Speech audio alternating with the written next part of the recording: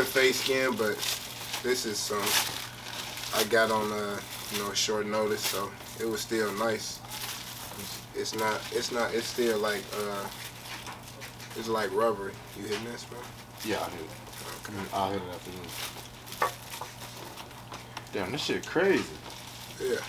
So this is how you practice? Like you just... Yeah, this is how you can practice and get the groove of holding your pen. You know what I'm saying? Holding a tattoo gun or whatnot. So it's not really like drawing? Or how similar to a drawing? Now, okay. The best way I can explain this from how the tutorials explain it to me and from what I've been reading or whatnot. Basically, you got two different type of techniques. So me, like, it's people who can draw without resting their hand on the paper, which is amazing, and that shit raw as hell. I can't do that. I haven't adapted myself, or is that the right word? Adapted myself? Well, I haven't adapted myself to do that yet, to where I can float, and draw. Okay. So I can rest my hand and draw my ass off. Now, if I float and draw, it's still okay, but it's not like when I'm resting my hand. So, yeah, it's two different type of techniques to tattooing, really, basically. You have floating the needle, and you have riding the tube. Now, floating the needle is like how I said, people can draw with their hand not resting on paper. That would be like floating the needle on the skin. But except floating the needle is so, bro, it's so like precise, because if you floating the needle, my nigga, you know exactly where to hold your hand at for this needle, because number one, really these needles long as hell. Word. They can definitely pierce through your skin, past your skin, or whatnot. So if you floating this needle, you raw as fuck. So you've been in the game for a minute if you float the needle, basically. Pretty much, or you got that skill. Exactly. Some people born with. What'd you say again?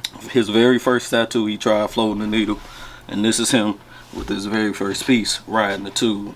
You see the difference? You see how this all beat up and shitty because he dug into me right here. You need experience to do that shit. Y'all wanna come back? And then, this riding the tube. You see the difference? Yeah, that's a lot cleaner right here. Let me zoom get that. Yeah. Dibbling, dabbling in the music and shit still. Oh yeah, you did send me a verse. Like last week, wasn't it? Yep. Did you officially record that already? No, that was just me just trying to see what motherfuckers thought, you know what I'm saying? I was trying to get some feedback on it, you know what I mean? Because Alan give me feedback all the time. And I gladly appreciate it. You know, it helped me better my craft, because in so many ways I'm a perfectionist in what I do. I don't like fucking up. I feel that. You know what I'm saying? Yeah, I feel that. I hate to fuck up, especially when it's something that I know I can do. You know what I'm saying? How long have you been writing? Or do you like to freestyle it out? Man, let me tell you, I'm finna take you back in history with this music shit, because it's been a reoccurring thing in my life. All the way back when we was in 5th grade, bro. Nigga, that's when I started writing music with Terrence. Okay, I do remember that, because he had the full stew. Yep. Okay, I remember that. I started writing music with Terrence, and I remember, because at the time, everybody was listening to the Joker and shit. Yeah, he was raw as hell. Yeah, he was raw as he hell. was raw as hell. So motherfuckers was like, he was kind of my idol at that time. So I was like, I wanna come up with some raw ass bars like that, you know what I'm saying? So me and Terrence, we would sit there and write together. So I would ping a bar of him, and I'd be like, oh, that shit raw as hell. So I send him one back. He'd be like, oh yeah, that's raw as hell. I'm gonna write that down, you know what I'm saying? So we be sitting there, and by the time we really be kicking it, and by the time we just like finished fucking around, we done actually made a couple songs. You know what I'm saying? And we would record some. And man, that shit used to be fun, bro. And then for some reason I had stopped. I don't know why. I just stopped making music at the time. Like when? Was it that same year? No, not that same year. Like, I want to say in 7th grade, bro, I had stopped. Did you focus on something else?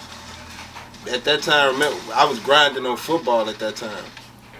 I was so focused because I was like, cause remember that's when it was you, me, and Dwayne. We was all comparing Running stats everybody. at that time. Remember? Yeah.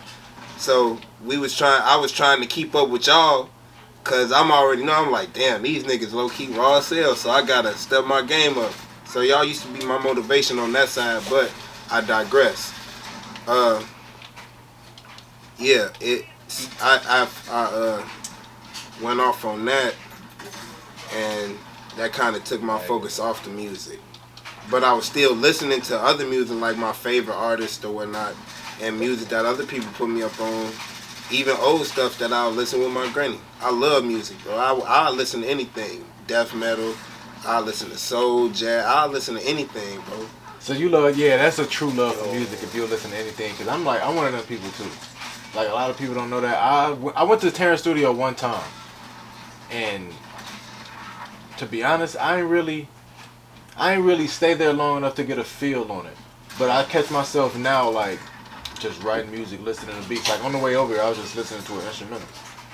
That's how it is. I groove to instrumentals all the time, and then I find one, cause it'll lock me in itself. When the beat catch me, that's how I know I'm gonna be on it. You know what I'm saying? Yeah. The beat gotta catch me. It's like if the beat not fucking with me, then I ain't gonna fuck with it. How do you go about determining that? So do you just randomly play it and? I randomly play some beats now. Even if I don't like the beat, I'll play the beat the whole way through because it might be to a point where the beat might change or the bass might be different at a certain point. It could be anything that might catch my attention throughout a beat because beats change like that. And especially nowadays, people coming up with some creative shit. They really are. So that's over what's up. I'm fucking with that type of shit too. It was this dude I was in the joint with, right? And he came up to me. He said, hey man, he said, man, I ain't even gonna lie to you. He said, man, I fuck with you only for one reason. I said, why is that? He said, man, cause you so hard to read. He said, you go around, he said, you always got a smile on your face. He was like, he said, it's like nothing ever brings you down. I was like, I was like, don't get me wrong, bro. I was like, I'll be sad a lot in jail. You feel me? Because I miss my family. I know shit happens. And also because it's jail, it's prison. But my auntie told me, she said, man, make the best out of bad situation. And that's all I did ever since.